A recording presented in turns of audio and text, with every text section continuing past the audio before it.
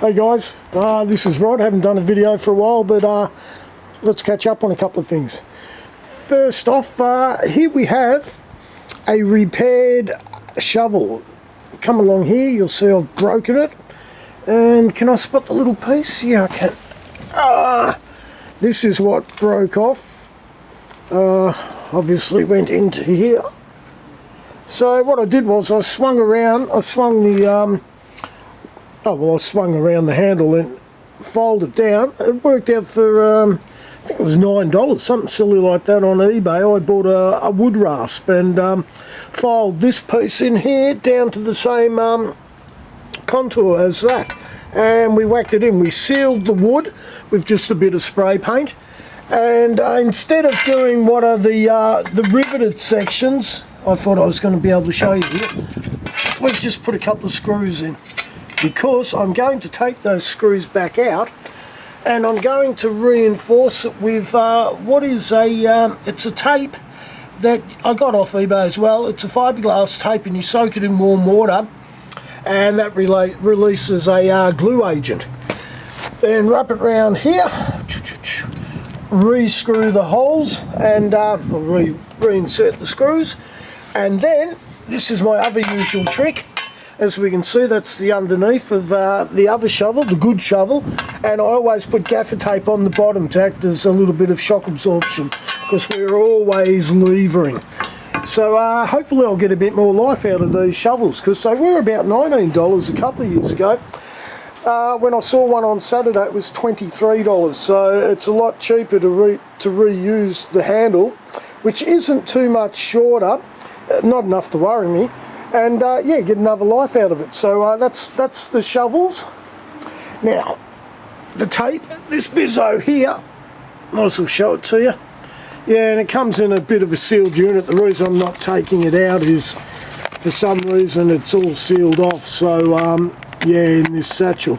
And I don't know if the air gets to it and changes things, so I'll wait until I'm about to use it before I open it up. But yeah, I did get that on eBay. And here is my 60-minute sluice. I call it 60-minute sluice because that's about how long it took me to make. And this part here was cut out. It's just a storage container box from eBay. I think that was $8 or $9. And it's plastic, but it only has to hold the material that goes down it. So it doesn't have to be super strong. And the front, if we look over here, this little bit of metal that was found has been used and formed to create the front. So also this piece here, the little riffle or clamp, if you wish to call it that, it let's just try and work out how I've attached it. I've forgotten how I actually did attach it. Guess a look. I don't know. I've forgotten how I attached it. Let's have a look. Let's come around here. I know that the mat will just pull out. And oh yeah, silly me. This part here is also part of this section. So it's a big long section, and as you can see, underneath it tucks in and it travels along forwards. So what I've done is I've bent it to shape at that bit, and it just kind of if I pull it up, this is hard to do one-handed, but if I lever it up with my finger, I can get the sluice mat back under it. And this here, I did silicone along that little section. This is just a little bit of added strength, but really it's just got to sit there and you put the material in it and it goes down. And as per usual, this black mat comes from Bunnings. A self-adhesive tile, ribbed, it's got adhesion on the rear, but you don't have to use it. You can actually keep the wax paper stuff on it and you can pull it up if you want. In this instance, I've actually torn off the wax paper and it's stuck to it and stuck down. It's there permanently. And yeah, that's for about $10. I think it's 450 by 400 mil.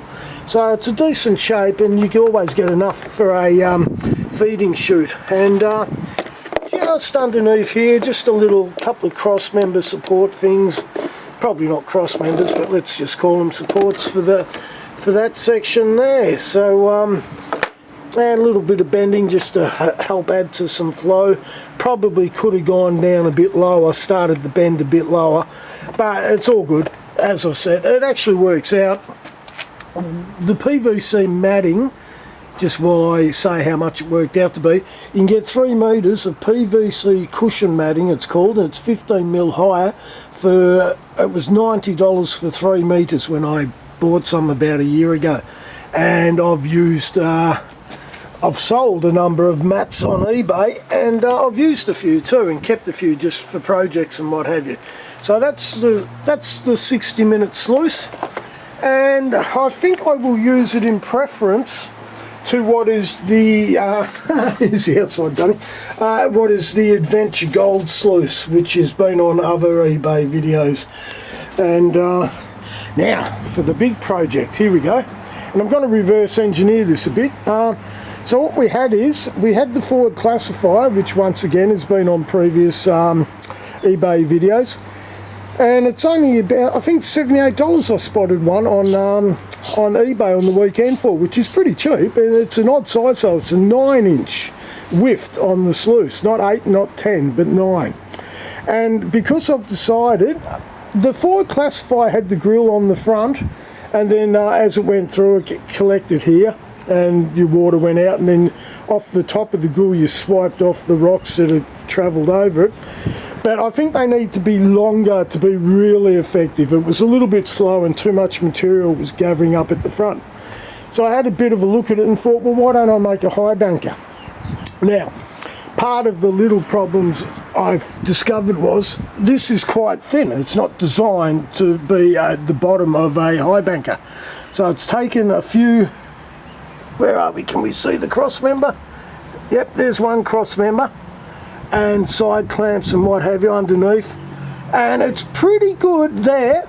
This guy here is loosened purposely, this cross member, it's hanging down, because what happened was, I was really sturdy when I made it. I've had to keep adding a couple of side clamps and what have you and underneath, and what was really thin material is actually sturdied up really well.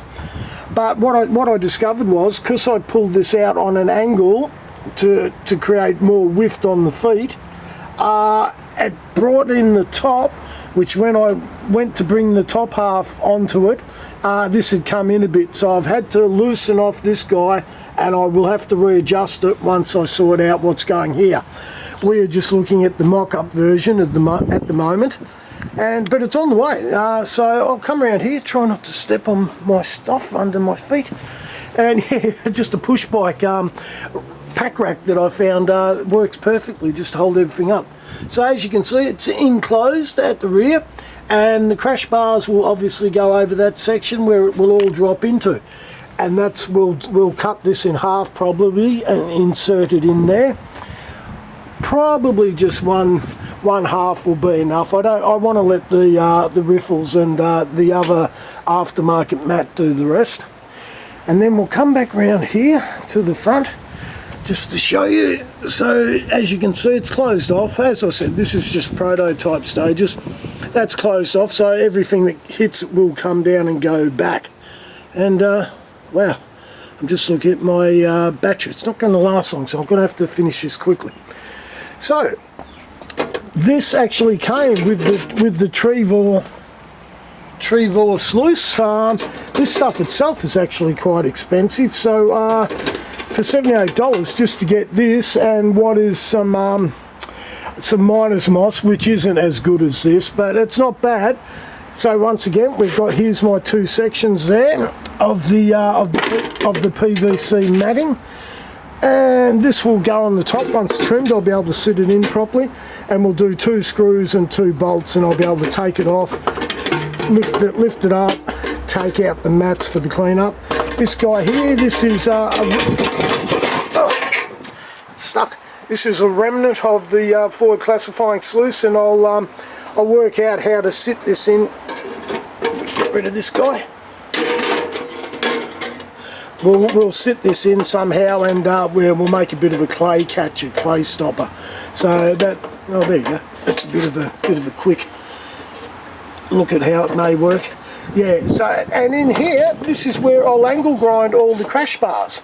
So, yeah, so I was thinking of an old cooking plate or something, an old grill plate with the verticals, but actually I think I can just do that there, hang the end over, and yeah, and it'll all fall through the what will be angle ground cuts, and then I'll get the grinder disc to make it a bit wider. So that'll work pretty good. Now I'm going to actually show you before the battery runs out. I'm going to show you what this actual thing is. This was bent in, so I've had to get the pliers and bend it out just to give it a little bit of a lip going out. And we've cut this, but if I sit this guy down here, like I said, we're going to reverse engineer it. Hopefully it'll stay together just long enough to show you, or some kind of fashion that will give you an idea. Now, we're starting to get an idea. Keep in mind, I've cut back into it a bit, but this was purchased on eBay as a checker plate, aluminium checker plate tool caddy. So there you can see the handle. Unfortunately, I can't get the front bit to kind of sit up the way we'd like. But if you can imagine that, yeah, if you can imagine that being as it was before I got to it, yeah, 600 mil long by 220 mil wide by about 180 high. Even a little bit higher now that I've flipped up the inner lip. I've flipped it back around and up. So that's kind of, I think it's bigger than what a mini Highbanker would be. So that's, yeah, pretty cool. I'm about to lose my battery, but the good news was the width of this is basically perfect for the width of this to make the Highbanker. It sits in here, both sides, and a little bit of wiggle and jiggle here. And once this is done, it's amazing how you get rid of any movement. It actually stays ultra strong. So here we are, that's the beginnings, and the pipes will come around here and flick back up and go into that. And irrigation pipes are flexible, so that might help me choose what to do at the front here. So we'll have a T section, it will come around the side and come back around both sides, and yeah, like I said, the poly pipe irrigation works real well. So this is Rod, that's what I've been up to, and I hope you're keeping well. I had a great weekend. I went to the RecLink Community Cup at Victoria Park in Collingwood, saw a few bands, and the Megahertz played the SB Rock Dogs. So yeah, a bit of music, bit of footy, and a couple of beers to boot. Alright, take care, see ya.